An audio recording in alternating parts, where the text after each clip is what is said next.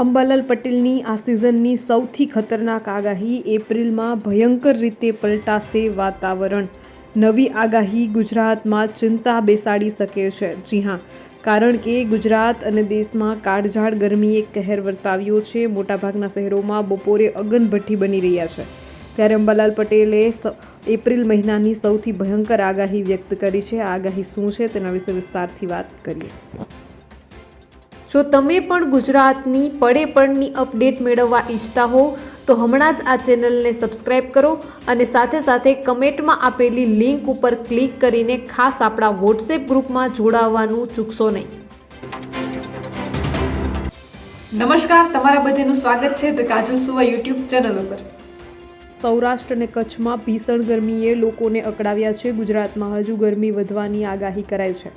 તાપમાનનો પારો 42 ડિગ્રીને પાર જવાની શક્યતા છે. રાજ્યના 9 શહેરોમાં સોમવારે 40 ડિગ્રીથી વધુ તાપમાન પહોંચી ગયું છે. આગામી 3 દિવસ ગરમીનું પ્રમાણ યથાવત રહેશે. આ વચ્ચે આજે કચ્છમાં ગરમીનું રેડ એલર્ટ આપવામાં આવ્યું છે.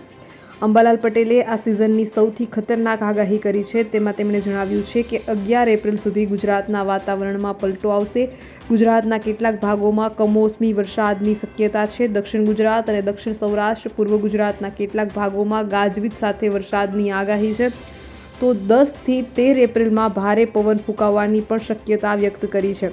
અંબાલાલ પટેલે કહ્યું કે એપ્રિલમાં ભારે પવનના તોફાનો અને આંધી વંટોળનું વાતાવરણ રહેશે. 14 એપ્રિલથી બંગાળના ઉપસાગરમાં વાવાઝોડાની શરૂઆત થશે. 10 થી 18 મે સુધીમાં અરબ દેશોમાંથી આવતી આંધી તોફાનો લઈ આવવાની શક્યતા છે, જેની અસરને પગલે કાચા મકાનના છાપરા ઉડી જાય તેવી શક્યતા છે. 4 જૂન સુધીમાં રોહિણી નક્ષત્રનો વરસાદ કેટલાક ભાગોમાં થવાની શક્યતા છે. અરબી સમુદ્રમાં પણ વરસાદની શક્યતા છે. બંગાળના સાગરમાં વાવાઝોડું ઊભું થઈ શકે છે. તેમણે જણાવ્યું કે બંગાળના સાગરમાં સિઝનનું પ્રથમ સાયક્લોન હળવા પ્રકારનું બનશે. અરબ સાગરના ભેજના કારણે 10 એપ્રિલ સુધીમાં રાજ્યના વિવિધ ભાગોમાં હવામાનમાં પલટો આવશે. દક્ષિણ ગુજરાતના ભાગોમાં જેમ કે નવસારી, સુરત અને આસપાસના ભાગોમાં હવામાનમાં પલટો આવશે. દક્ષિણ સૌરાષ્ટ્ર, ઉત્તર મધ્ય ગુજરાતના ભાગોમાં હવામાનમાં પલટો આવી શકે છે. વાત કરીએ કાળઝાળ ગરમીની, તો ગુજરાતમાં કાળઝાળ ગરમીની ચેતવણી છે. હવામાન વિભાગે હીટવેવથી બચવાના ઉપાયો અને કયા જિલ્લામાં રેડ એલર્ટ છે તે જણાવ્યું છે. હવામાન વિભાગે આગામી 4 દિવસ સુધી ગુજરાત, રાજસ્થાન, હરિયાણા, ચંદીગઢ, દિલ્હી અને પંજાબમાં હીટવેવની ચેતવણી આપી છે. બીજી બાજુ પૂર્વોત્તરના રાજ્યોમાં 10 એપ્રિલ સુધી વરસાદ અને આંધી તોફાનની આગાહી કરાઈ છે. ગુજરાત સહિત દેશભરમાં એપ્રિલની શરૂઆતથી જ કાળઝાળ ગરમી શરૂ થઈ ગઈ છે. ત્યારે ગુજરાતમાં કાળઝાળ ગરમીથી લોકોના હાલ બેહાલ થયા છે. રાજ્યમાં સવારથી જ શરીરને દઝાડતી ગરમીનો અનુભવ થવા લાગ્યો છે. હવામાન વિભાગે આગામી 4 દિવસ સુધી ગુજરાત, રાજસ્થાન, હરિયાણા, ચંદીગઢ, દિલ્હી અને પંજાબમાં હીટવેવની ચેતવણી આપી છે.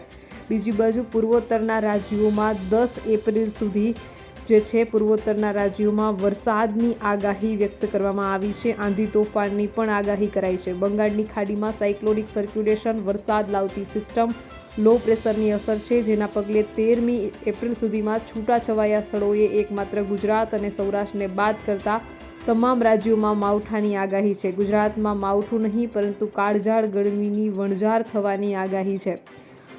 અમદાવાદ હવામાન વિભાગે આપેલી માહિતી પ્રમાણે આજે એટલે કે 8મી તારીખે કચ્છ જિલ્લાના ઘણા ભાગોમાં ગરમીનું રેડ એલર્ટ આપવામાં આવ્યું છે. ઉત્તર ગુજરાતના પ્રદેશમાં બનાસકાંઠા, સાબરકાંઠા, પાટણ અને મહેસાણા તથા સૌરાષ્ટ્રના જિલ્લાઓમાં કેટલાક વિસ્તારોમાં, રાજકોટ, મોરબી અને સુરેન્દ્રનગરમાં ગરમીનું ઓરેન્જ એલર્ટ આપવામાં આવ્યું છે. આ સાથે સુરત, દક્ષિણ ગુજરાત અને સૌરાષ્ટ્રના જિલ્લાઓ તથા ભાવનગર અને બોટાદમાં ગરમીનું યલો એલર્ટ આપવામાં આવ્યું છે. આ સાથે સૌરાષ્ટ્ર, કચ્છ અને કચ્છના જિલ્લા અલગ અલગ વિસ્તારોમાં એટલે કે ભાવનગર અને કચ્છમાં રાત્રે ગરમ ગરમીની સ્થિતિ પ્રવર્તે તેવી શક્યતા છે. આવતીકાલે એટલે કે 9મી તારીખે કચ્છ, ઉત્તર ગુજરાત તેમજ બનાસકાંઠા, સાબરકાંઠા, પાટણ, મહેસાણા જિલ્લામાં ગરમીનું ઓરેન્જ એલર્ટ આપવામાં આવ્યું છે. આ સાથે સુરેન્દ્રનગર, રાજકોટ અને મોરબીના જિલ્લાઓમાં ગરમીનું યલો એલર્ટ આપવામાં આવ્યું છે. આ સાથે 10મી તારીખે ઉત્તર ગુજરાતના બનાસકાંઠા, સાબરકાંઠાના જિલ્લાઓમાં ગરમીનું મોજું રહેવાની શક્યતા વ્યક્ત કરવામાં આવી રહી છે. તો તમામ લોકોએ લૂ અને હીટ સ્ટ્રોકથી બચવાના ઉપાય જાણવા જોઈએ. પુષ્કળ પ્રમાણમાં ઠંડુ પાણી, લીંબુ શરબત, છાશ, તાળફળી, નાળિયેરનું પાણી, ખાંડ અને મીઠાનું દ્રાવણ અને ORS જેવા પ્રવાહીનું સેવન કરવું. નાગરિકોએ વધુ પડતો શ્રમ ટાળવો અને શક્ય હોય ત્યાં સુધી તડકામાં ફરવાનું પણ ટાળવું. બપોરે કામ પર જતા સમયે થોડો સમય છાંયડામાં આરામ કરવો. ઠંડક માટે માથા પર ઠંડુ ભીનું કપડું રાખવું અને શ્રમિકોએ કામના સમયે ઉઘાડા શરીરે ફરવું નહીં. ઉપવાસ કરવાનું ટાળવું. ઘર, ઓફિસ અથવા અન્ય કામ કરતી જગ્યાએ પંખા, કુલર તેમજ એસીનો ઉપયોગ કરવો. સગર્ભા માતા, નાના બાળકો, વૃદ્ધો તેમજ અશક્ત અને બીમાર વ્યક્તિઓનું ખાસ ધ્યાન રાખવું. હીટવેવ દરમિયાન શક્ય હોય ત્યાં સુધી બહાર નીકળવાનું ટાળવું. બહાર નીકળતા સમયે આખું શરીર અને માથું ઢંકાય તેવા સફેદ સુતરાઉ અને ખુલ્લા કપડાં પહેરવા. બહાર નીકળતી વખતે ટોપી, ચશ્મા અને છત્રીનો ઉપયોગ કરવો. હીટવેવની આગાહીના દિવસોમાં બપોરે 2 વાગ્યાથી 4 વાગ્યા સુધીમાં બહાર નીકળવાનું ટાળવું. બાળકો માટે કેસુડાના ફૂલ તથા લીમડાના પાનના નહાવામાં પાણીમાં ઉપયોગ કરવો. તો બીજી બાજુ બંગાળની ખાડીથી ભાગતી આવી રહી છે તબાહી. હવામાન ખાતાએ કહ્યું કે સાવધાન રહો. દેશના વિવિધ ભાગોમાં હવામાનમાં ભારે ફેરફાર જોવા મળી રહ્યા છે. પૂર્વથી લઈને પશ્ચિમ સુધી આકરો તાપ પડી રહ્યો છે અને લોકો બળબડતી ગરમીથી હેરાન પરેશાન છે. જ્યારે દક્ષિણ ભારતના કેટલાક ભાગોમાં ગરમીથી રાહત મળે તેવા એંધાણ છે, પરંતુ જોખમ પણ તોળાઈ રહ્યું છે. હવામાન વિભાગે તામિલનાડુના કેટલાક વિસ્તારોમાં ભારે વરસાદ અંગે ચેતવણી જાહેર કરી છે. પ્રાદેશિક હવામાન વિજ્ઞાન કેન્દ્ર RMCએ જણાવ્યું છે કે રવિવાર બાદ હવે સોમવારે તામિલનાડુના અલગ અલગ વિસ્તારોમાં ભારે વરસાદ પડ્યો છે.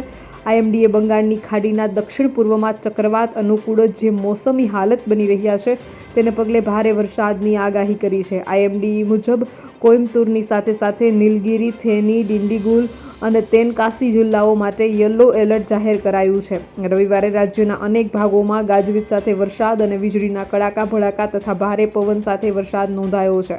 પ્રાદેશિક હવામાન વિજ્ઞાન કેન્દ્ર મુજબ વર્તમાન મોસમી એક પેટર્ન એક ચક્રવાતી પરિસ્થિતિ બનવાનું કારણ છે જે સમુદ્રની સપાટીથી 3.1 કિલોમીટર સુધી ફેલાયેલી છે. આ સાથે એક ટ્રફ હળવું દબાણ ક્ષેત્ર મધ્ય મહારાષ્ટ્રથી ઉત્તરી તમિલનાડુ સુધી અને ઇન્ટરનલ કર્ણાટકના રસ્તે ફેલાયેલું છે.